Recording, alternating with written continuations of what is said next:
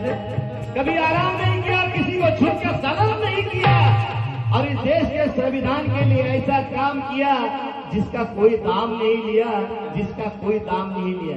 इथं तर कोणी सायकलवर सोडत म्हणतं भैया इथला किराया, पण बाबासाहेबांनी तुमच्या आमच्यासाठी अखंड भारतासाठी संविधान दिलं, पण 1 रुपया नाही, निशुल्कपणे बाबासाहेबांनी संविधान दिलं।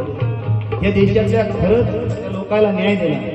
म्हणून समाज को उन्होंने रास्ता दिखाया,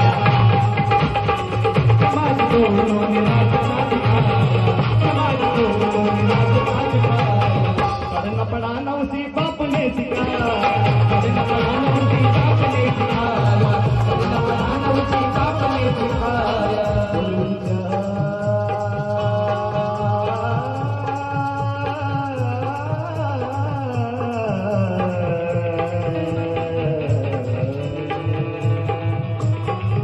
पूर्वीच्या काळात जरी कोणी आम्हाला फसवलं असतं, नको नको ती आमच्या मनात फसवलं असतं, पण बाबासाहेबाच्या पुण्याने, पण बाबासाहेबाच्या उपकाराने आम्हा सर्वांना स्टेजवर गायला बसवले।